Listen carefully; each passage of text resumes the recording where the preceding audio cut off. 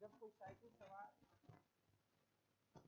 Cycle से जब किसी मोड़ को पार करता है तो वह मोड़ के केंद्र की तरफ झुक जाता है साइकिल सहित। ऐसा वह अभिकेंद्र बल को प्राप्त करने के लिए करता है। अगर देखिए वो मान लीजिए कि ये मोड़ है और साइकिल सवार इस रास्ते मान लीजिए यहाँ पर जब वो मोड़ पे नहीं था तो क्या करेगा, साइकिल सवार सपोज कर लीजिए बिल्कुल स्ट्रेट लाइन खड़ा है ऐसे, लेकिन जब वो मोड़ पे पहुंचता है तो क्या करता है, अपने को ऊर्ध्वाधर से कुछ डिग्री पे मोड़ देता है। क्या करता है, वह ऊर्ध्वाधर से अपने आप को कुछ डिग्री पे कोण पे क्या करता है, अपने आप को मोड़ लेता है, अपने आप को झुका लेता है। ऐसा वह आवश्यक अभिकेंद्र बल प्राप्त करने के लिए करता है। अब सवाल ये उठता है कि वह ऊर्ध्वाधर से कितने डिग्री पर झुकेगा। हम लोग बात करें कि वह ऊर्ध्वाधर से कितने डिग्री पर वह झुकेगा,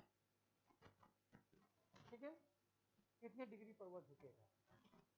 तो आपको मिलेगा यहाँ पर कितने डिग्री पर झुकेगा, इसको देखना होगा। तो अगर मान लीजिए तो जो यह केंद्र है, जो मोड़ है उसकी त्रिज्या कितनी हो, उसकी त्रिज्या कितनी है, r है। जो ये यहाँ पर जो ये गति कर रहा है, ये गति वेलोसिटी कितनी है, वेलोसिटी है, मोड़ की त्रिज्या कितनी है, r है, तो झुक जाती है। तो यहाँ पर कितने कोण पर झुकेगा इसको देखना होगा, केंद्र पे झुक जाता है। तब यदि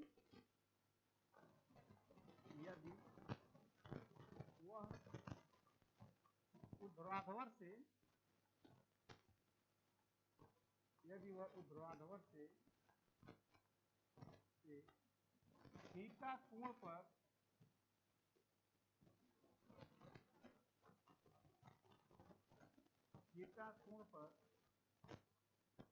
झुके तो आपको मिलेगा tan theta is equal to v square r into. क्या मिलेगा, अगर वो थीटा कोण पर झुके तो मिलेगा कि tan theta equal to v square upon R G. आप लिखा है कि tan theta equal to v square upon R G, जहां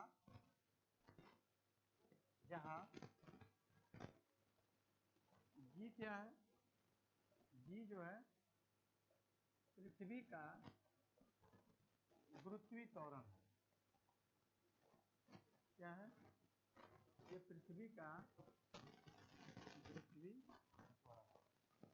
इसकी वैल्यू कितनी होती है, इसकी वैल्यू होती है 9.8 मीटर पर सेकेंड स्क्वायर।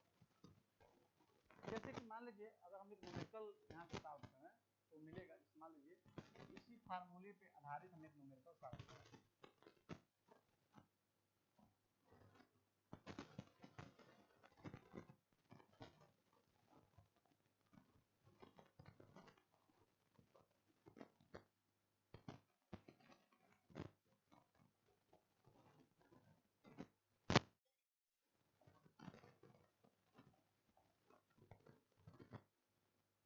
आपको एक क्वेश्चन अगर हम बताएं,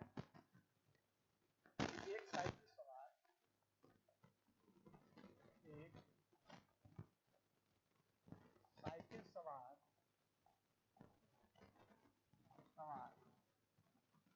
10 मीटर प्रति सेकेंड के वेग से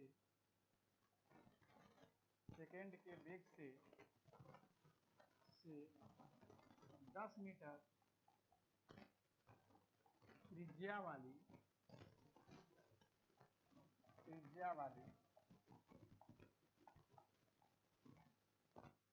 मोड़ को पार करता है।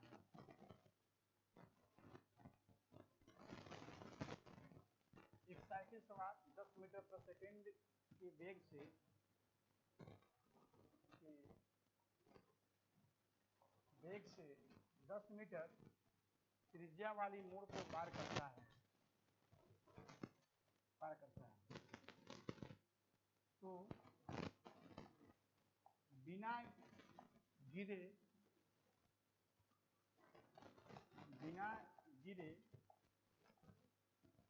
उसे पार करने के लिए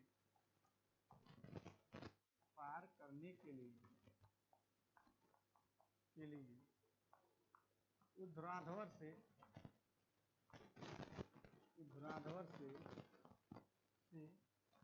कितने कोण पर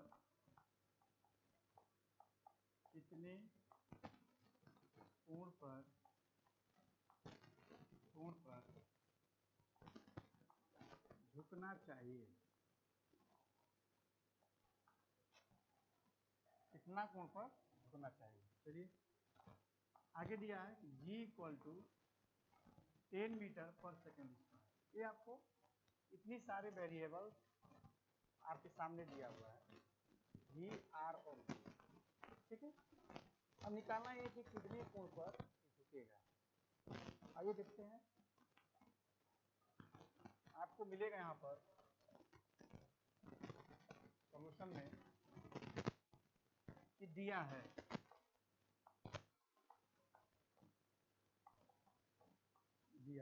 क्या दिया है, तो वेलोसिटी दिया है 10 मीटर पर सेकेंड और त्रिज्या दिया है r = 10 मीटर। लिखेंगे हम लोग यदि वह ऊर्ध्वाधर से थीटा कोण पर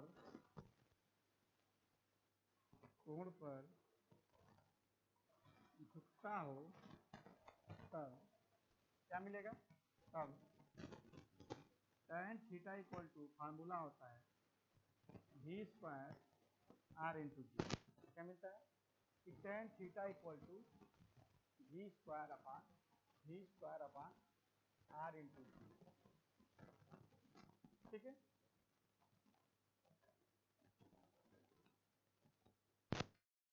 इसके बाद आप पाएंगे कि tan थीटा g कितनी वैल्यू है, g की वैल्यू है 10, स्क्वायर दिया है तो स्क्वायर दिया है, r × g, r की वैल्यू कितनी है 10 और g की वैल्यू कितनी है 10, तो मिलेगा आपको कि tan थीटा = ऊपर 100 हो गया, नीचे भी 100 हो गया, ये कैंसिल हो गया। tan थीटा = 1, तो tan थीटा = क्या मिलेगा tan π/4। 1045 की वैल्यू कितनी होती है, 1045 की वैल्यू होती है 1, इसको लिख सकते हैं π/4। This implies that theta = π/4। ये क्या हो गई, ये थीटा की वैल्यू हो गई π/4, ठीक है। या हम लिख सकते हैं या थीटा = 45 डिग्री। तो इस तरह के क्वेश्चन आपसे कभी कभी एग्जामिनेशन में पूछता है कि कैसे एंगल कितना डिग्री होना चाहिए, इसको लेकर के हम लोग इसको सॉल्व किया, ठीक है। चलिए दूसरा हम लोग पढ़ते हैं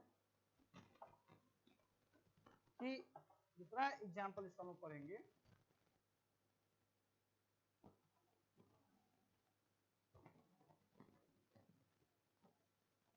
मोड़ पर। कल हम बताए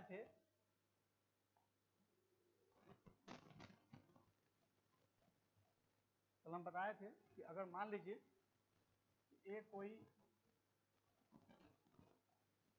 सड़क है, ये मोड़ है, तो मोड़ को क्या किया जाता है कि केंद्र की तरफ झुका दिया जाता है।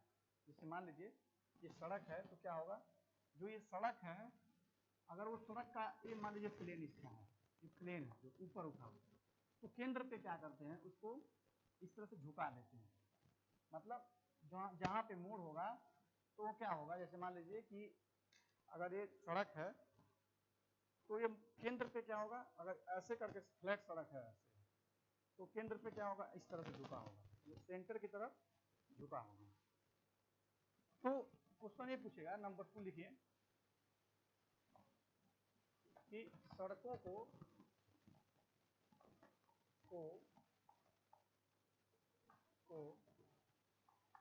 हाईवे पर सड़कों को सड़क या हाईवे ऐसे लिख सकते हैं आप, सड़क या हाईवे क्या होती है, मोड़ पर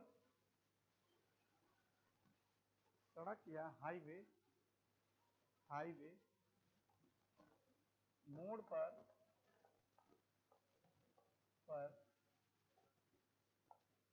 केंद्र की ओर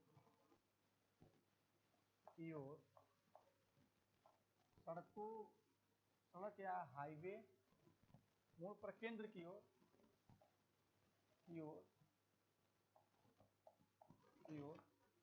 ढलाव या ढलान होता है,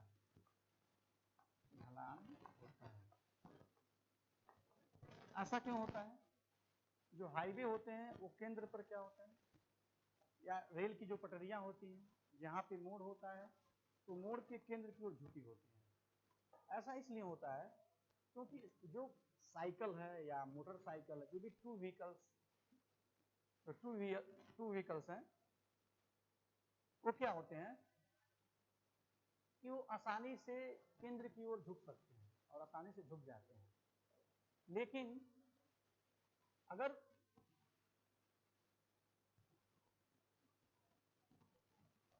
वहीं पर अगर बड़े वाहन है, जैसे मान लीजिए ट्रक है, बस है, तो वो झुकेगा तो क्या होगा, वो झुकेगा तो क्या होगा, वो पलट जाएगा, जिससे खतरा होने की संभावना हो। इसलिए ट्रक न झुके, सड़क को ही क्या किया जाता है, केंद्र की ओर ढालूदार बनाया जाता है, ताकि जैसे ही वो सड़क पर पहुंचे, उस मोड़ पर पहुंचे, तो वो आसानी से केंद्र की ओर झुक जाए, अपने आप स्वतः ही झुक जाए। तो इसलिए क्या किया जाता है कि सड़कों को केंद्र की ओर ढालूदार या ढलान रखा जाता है। ठीक है, तो आप यहाँ पर पाएंगे कि यदि जैसे मान लीजिए कि ये जो ढलान है ये थीटा हो,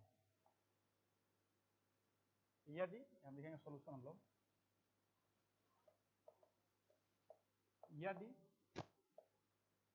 यदि सड़क की ढलान केंद्र की ओर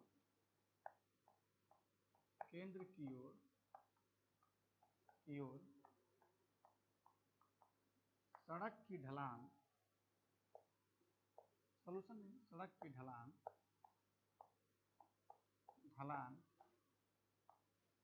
थीटा हो, तब क्या मिलेगा, तब tan theta is equal to v square R N T. इसका भी फार्मूला सेम होता है, जहां v क्या है, मोड़ से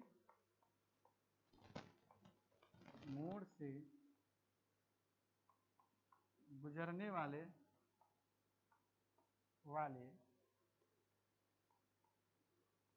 वाहन का वेग,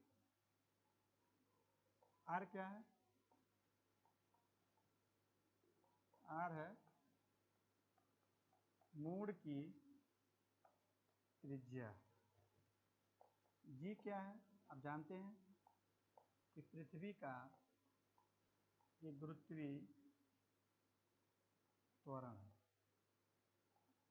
पृथ्वी का क्या है, ये पृथ्वी का गुरुत्वीय त्वरण है।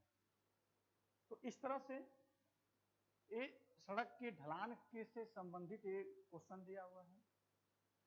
इस पर हम अगर न्यूमेरिकल देखा जाए तो आपको मिलेगा जैसे न्यूमेरिकल देखते हैं हम लोग।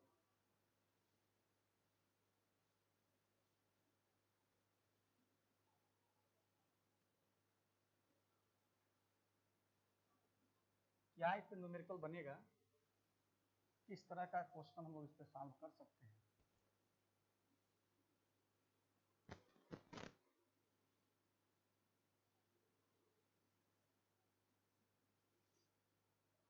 ठीक है, तो आप यहां पर पाएंगे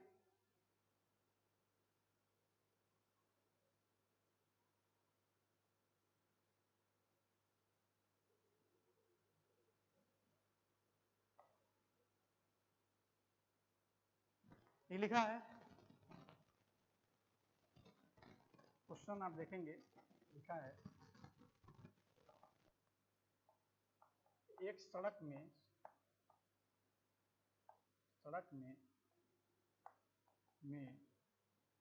200 मीटर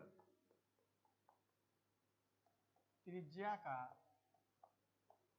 एक मोड़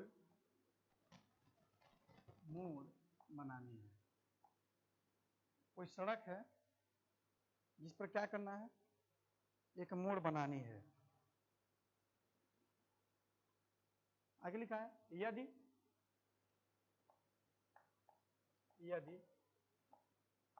वहां से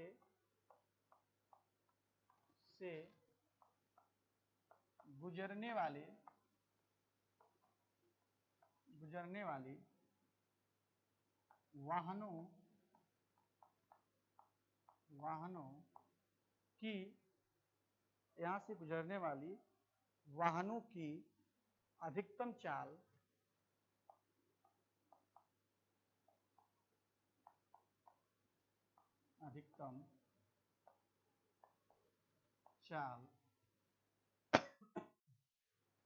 चाल 60 मीटर पर सेकेंड हो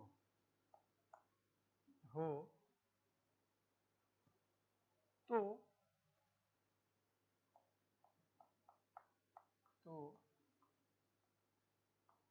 सड़क के बाहरी छोर को कितनी कोण बनाते हुए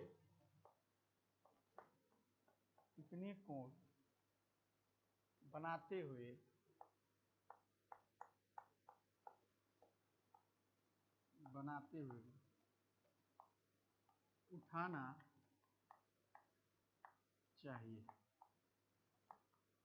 क्वेश्चन आपका यहाँ पे दिया हुआ है कि कोई सड़क है जिस पर 200 मीटर त्रिज्या का एक मोड़ बनाना है, उससे गुजरने वाले जो वाहन है उस 60 मीटर प्रति सेकेंड के वेग से वहां से गुजर सकें, तो सड़क को कितना डिग्री झुकाना चाहिए। आइए हम देखते हैं, सबसे पहले दिया क्या है, सॉल्यूशन इसका देखेंगे। तो दिया है, क्या दिया है कि जो त्रिज्या है, मोड़ की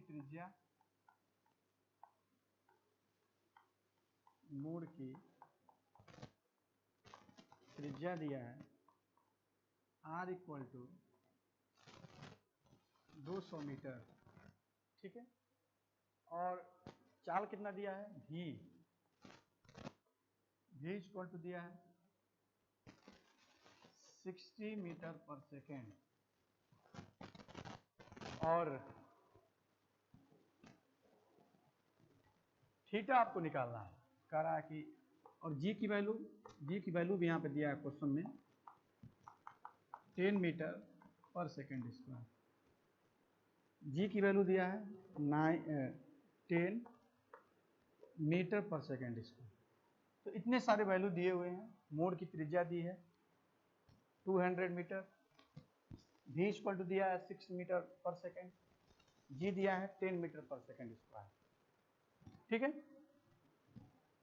अब यहां हम लिखेंगे यदि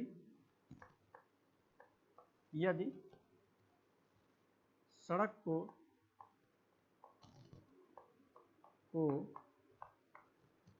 थीटा कोण पर उठाया गया हो तब क्या मिलेगा? तब tan theta equal to v square upon r into G. ठीक है, तो इसके बाद अगर आप देखेंगे तो रखेंगे आप यहाँ पे tan theta is equal to v square की वैल्यू दी है 6 अपान r की वैल्यू दिया है 200 और g की वैल्यू दिया है 10, तो मिलेगा tan theta is equal to 60 into 60 200 into 10 cancel हो जाएगा, 2 6 के 12 2 3 6, आपको मिलेगा कि tan थीटा इक्वल टू 18, तो theta equal to tan inverse 18 degree. इसकी वैल्यू निकालेंगे, जितना आएगा उतना ही कोण पे क्या करना है, आपको सड़क को झुकानी होगी। ठीक है, तो इस फार्मूले का प्रयोग करके हम लोग सड़क को कितने डिग्री झुकाना है ये हम लोग निकाल सकते हैं। ठीक है,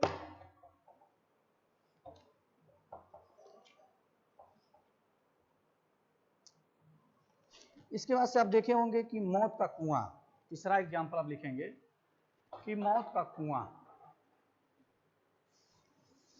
कुआं वाला आप सवाल अगर देखेंगे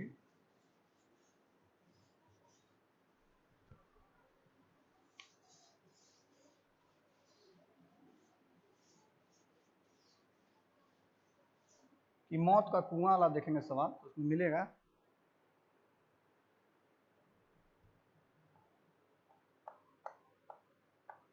मौत का कुआं। तो मौत के कुएं वाले क्वेश्चन में आप पाएंगे कि इस तरह का वो बना होता है और एक गोल होता है बिल्कुल ऐसे। कोई बाइक या कोई बड़े वाहन जब इस मोड़ से गुजरता है, तो देखेंगे कि उसके दीवालों से हो करके कोई बाइक चलाता है, उसके दीवालों को छूते हुए ऊपर बढ़ता है, तो उसी तरह से क्या होता है, नीचे आता है, लेकिन वो नीचे नहीं गिरता है। ऐसा इसलिए होता है क्योंकि जब वो सेंटर से दूर रहता है तो इतनी तेजी से गति करता है और साथ ही साथ वो केंद्र की तरफ थोड़ा झुका होता है, तो उसकी वेलोसिटी के कारण और जो उसका घर्षण जो लगता है, उन घर्षण के कारण क्या होता है कि उसको पर्याप्त अभिकेंद्र बल मिलता है, और उस पर्याप्त अभिकेंद्र बल के कारण क्या होता है कि वो पर्याप्त झुकाव भी रहेगा, उसे सेंटर की ओर झुका रहेगा, ऐसे झुकते हुए वो गति करेगा, उसको पर्याप्त अभिकेंद्र बल मिलता रहता है और वह सड़क पर आसानी से, वह उस मौत के कुएं पर आसानी से घूमता रहता है। ठीक है, ये तो हो गया। चलिए आइए आगे देखते हैं, एक न्यूमेरिकल लगाते हैं हम लोग कि एक क्वेश्चन अच्छा दिया है कि एक साइकिल सवार, एक क्वेश्चन और हम लगाते हैं,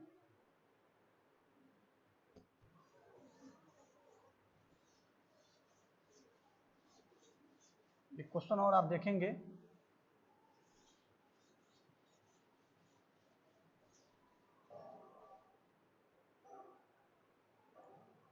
एक क्वेश्चन हम देखिए,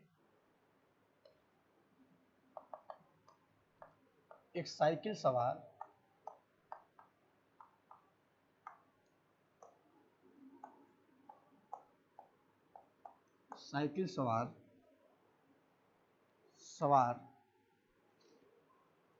का साइकिल सहित द्रव्यमान, एक साइकिल सवार का साइकिल सहित द्रव्यमान द्रव्यमान 90 kg है, 90 kg है। आगे लिखा कि वो 40 मीटर त्रिज्या वाले वृत्तीय मोड़ को वह 45 मीटर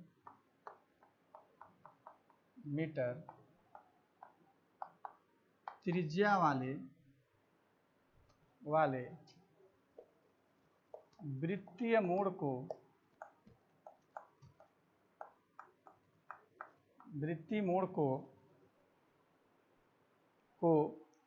15 मीटर प्रति सेकंड के वेग से 15 मीटर प्रति सेकंड के वेग से पार करना चाहता है। पार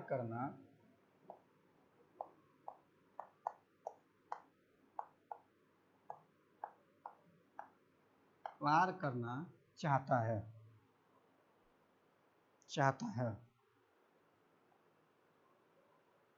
यदि साइकिल के टायरों और सड़क के बीच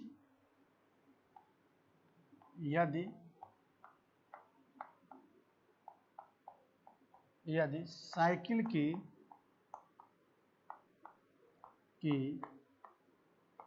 टायरों व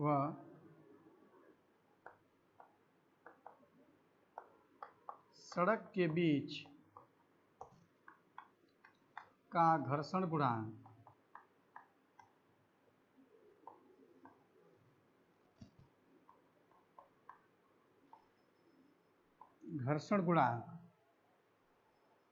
गुणांक म्यू इक्वल टू 0.6 हो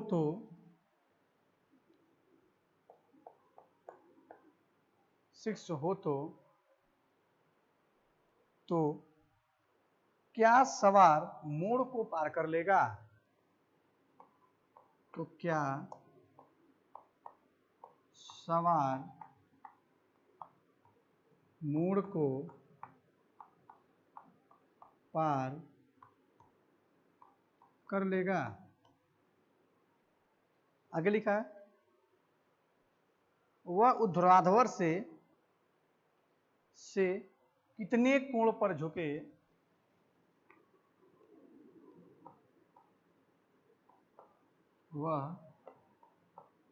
ऊर्ध्वाधर से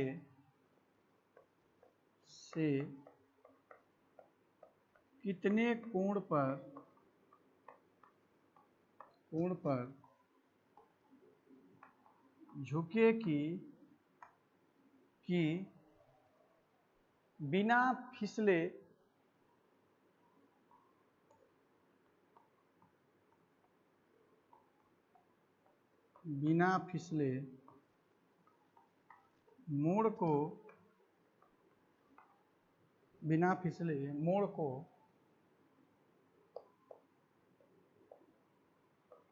मोड़ को पार कर ले। क्वेश्चन में दिया है कि मान लीजिए कि ये कोई एक मोड़ है जिसकी त्रिज्या कितनी है? त्रिज्या दिया इसका 45 मीटर। इसकी वेलोसिटी भी कितना दिया है? इसकी वेलोसिटी दी हुई है, अच्छा इसकी वेलोसिटी दिया है 15 मीटर पर सेकेंड। और यहां पर क्वेश्चन में ये कह रहा है और जो ये सड़क है और जो पहिया लगा है, इस सड़क और जो सड़क है जो पहिया लगा, इसके बीच का जो घर्षण गुणांक है वो 0.6 है। तो उसे कह रहा है कि क्या, अब मान लीजिए इतने वेलोसिटी से इस पे गति कर रहा है, तो कह रहा है कि क्या इस वेलोसिटी से इस मोड़ को पार कर लेगा या नहीं। पहला क्वेश्चन ये है कि क्या वह इस मोड़ को पार कर लेगा कि नहीं। सबसे बड़ी बात यह है कि जब कोई भी वाहन किसी मोड़ से गुजरता है तो वहां पर अभिकेंद्र बल की आवश्यकता होती है। वहां पे क्या होता है कि वहां पर सेंट्रीपिटल फोर्स का रिक्वायरमेंट आवश्यकता होती है। ठीक है, अब जो ये अभिकेंद्र बल मिलता है इस मोड़ को पार करने के लिए, वो कैसे मिलता है? वह मिलता है सड़क और पहिए के बीच कार्य करने वाले घर्षण बल से। तो अगर जितना अभिकेंद्र बल चाहिए अगर वह घर्षण बल से मिल जाए तो वह उस मोड़ को पार कर लेगा। लेकिन यदि जो अभिकेंद्र बल है यदि उसका मान घर्षण बल से के बराबर नहीं रहा या घर्षण बल से पर्याप्त अभिकेंद्र बल नहीं मिला तो क्या होगा? वह उस मोड़ को पार नहीं कर पाएगा। ठीक है, तो आइए देखते हैं आगे हम इसके क्या होता है।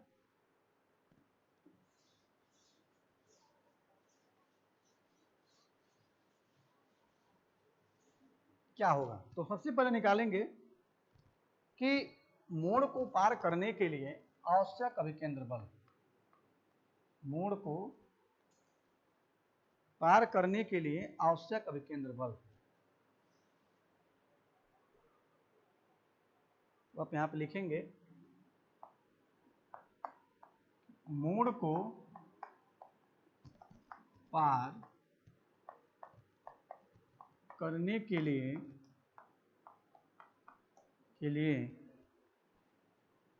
आवश्यक अभिकेंद्र बल। आवश्यक अभिकेंद्र बल कितना बल चाहिए? तो आप लिखेंगे यहाँ पे F इक्वल टू फार्मूला होता है mv square upon R. m की वैल्यू कितनी है? 90 और v की वैल्यू कितनी है? 15 का स्क्वायर और r की वैल्यू है 45। तो 45 तो इससे कैंसिल हो जाएगा, 2 बचेगा। फिर गुणा करेंगे तो 2 और 15 करेंगे 225, इसका करेंगे तो फिर 450 न्यूटन। तो यहाँ पे जो आवश्यक अभिकेंद्र बल है वो कितना है? इस मोड़ को पार करने के लिए जो आवश्यक अभिकेंद्र बल है वो 450 न्यूटन है। अब हम देखेंगे कि इतना अभिकेंद्र बल घर्षण बल से मिल रहा है कि नहीं मिल रहा है। अगर इतना अगर घर्षण बल मिलेगा तो जाहिर सी बात है कि वो मोड़ को पार कर लेगा। ये देखते हैं सड़क और लिखेंगे आप कि सड़क और टायर के बीच सड़क और टायर के बीच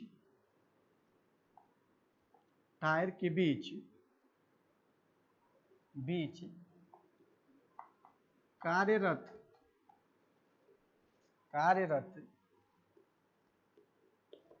घर्षण बल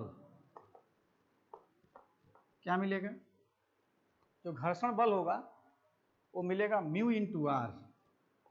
म्यू इंटू क्या होता है? आर होता है। और आर इक्वल टू प्रतिक्रिया बल है, आर की वैल्यू होती है एम इंटू जी।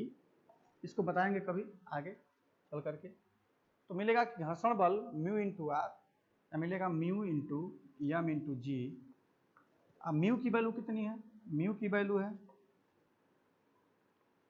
यहाँ पर 0.6, एम इक्वल टू 90 है और जी इक्वल टू यहाँ पे 10 ले लिया गया है।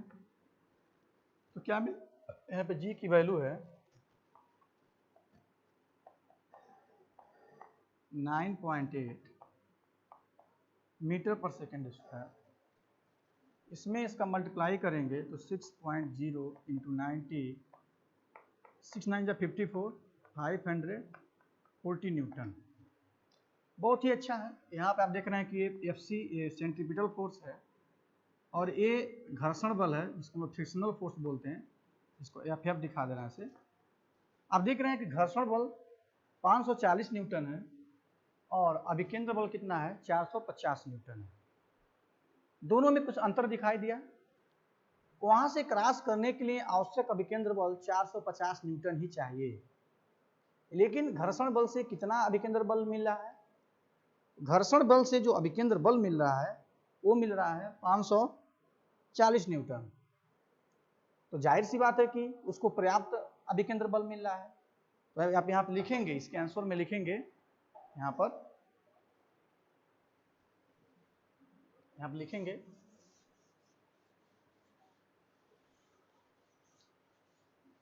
आप यहाँ पे लिखेंगे कि चूंकि क्वेश्चन में लिखेंगे चूंकि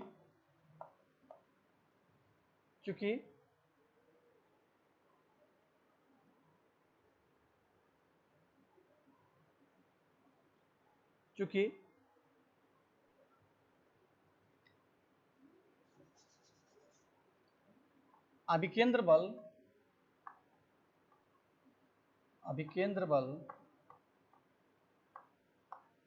क्या है, यहाँ पे छोटा है घर्षण बल से,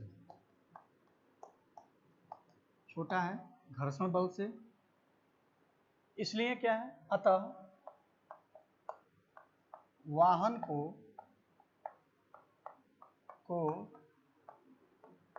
पर्याप्त अभिकेंद्र बल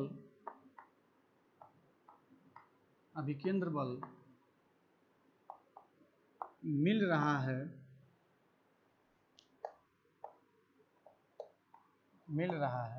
अतः वह मोड़ को आसानी से पार कर लेगा।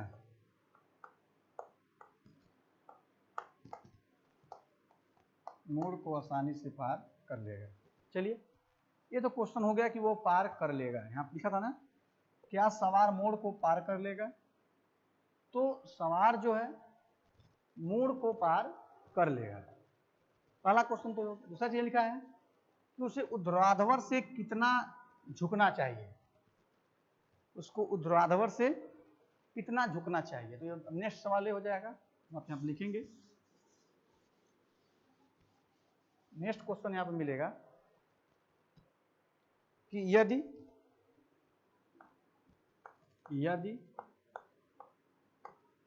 वह ऊर्ध्वाधर से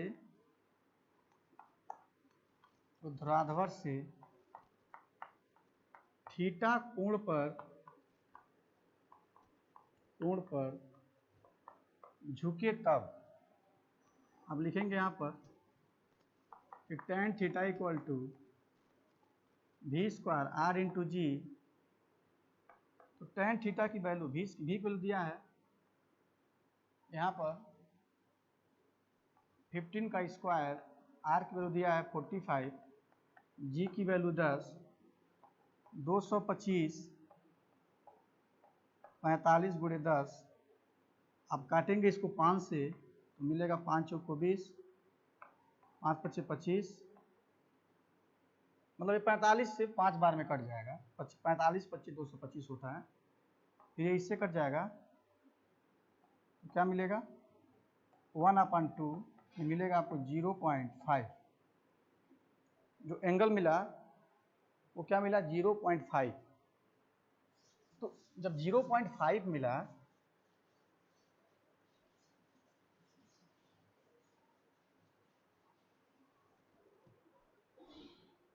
0.5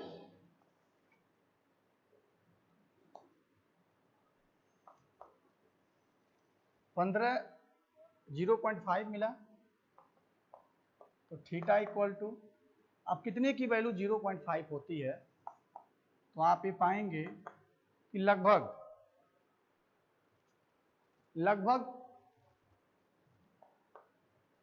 10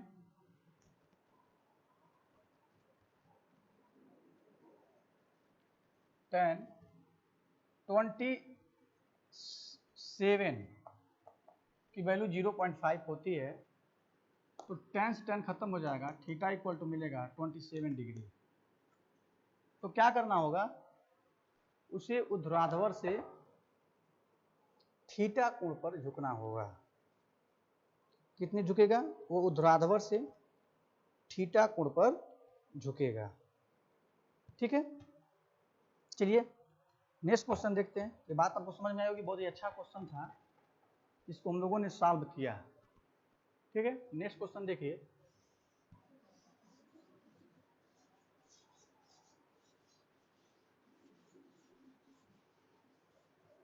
अमरीश,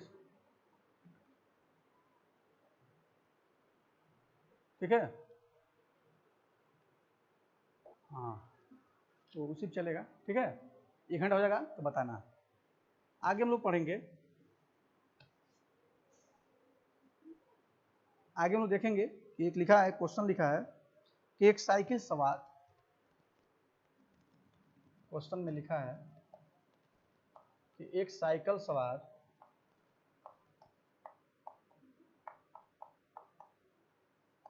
एक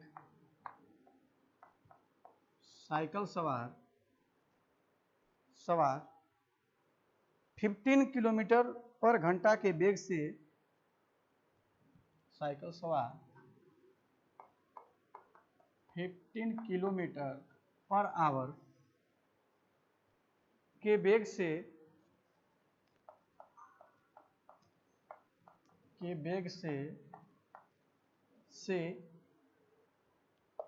10 मीटर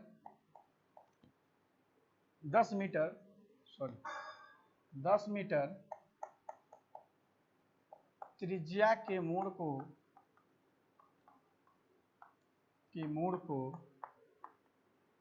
पार करता है।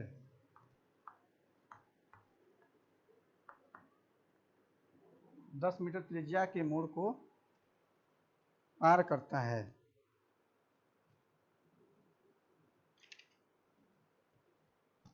तो लिखा है कि उसे अपनी साइकिल को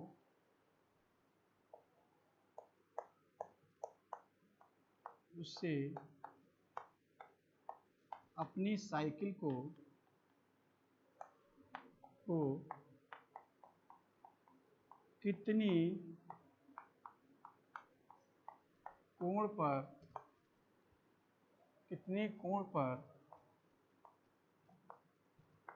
पर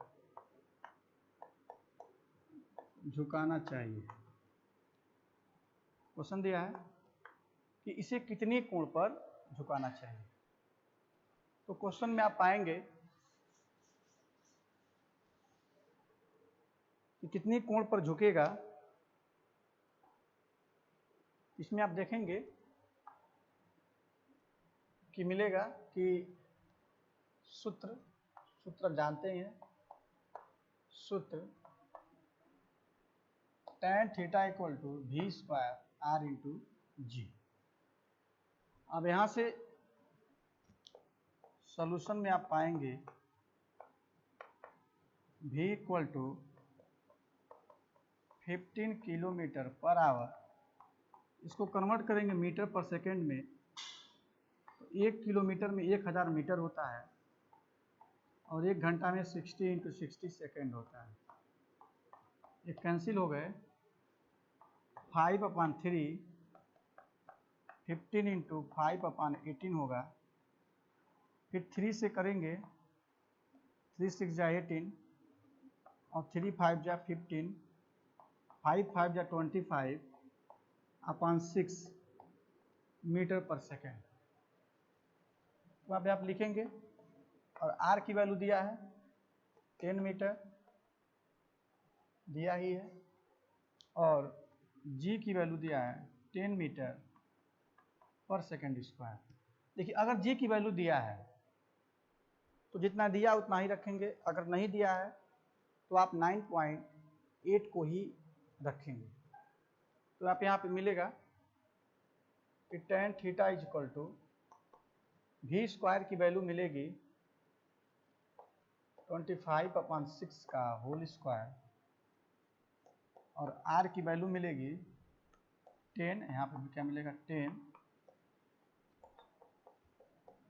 25, 6 इंटू 6 इंटू 10 इंटू 10, यही मिलेगा। कैंसिल करेंगे 5 से, तो 5 5 जा 25, 5 2 जा 10, 5 5 जा 25, 5 2 जा 10, 25 हो गया।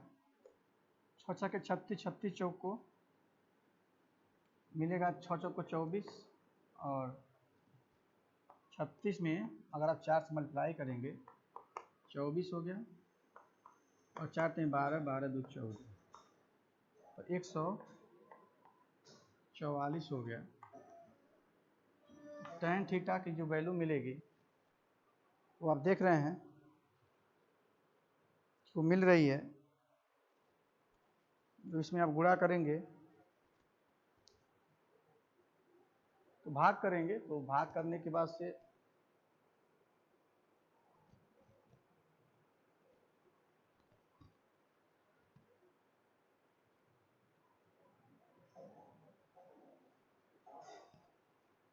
हाँ ठीक है, जब इसमें भाग करेंगे तो लगभग इसकी जो वैल्यू आएगी, इसकी वैल्यू 0.1765 के आसपास आएगी। तो थीटा इक्वल टू मिलेगा tan इनवर्स 0.165, तो थीटा की वैल्यू आपको मिलेगा यहाँ पे 10 डिग्री।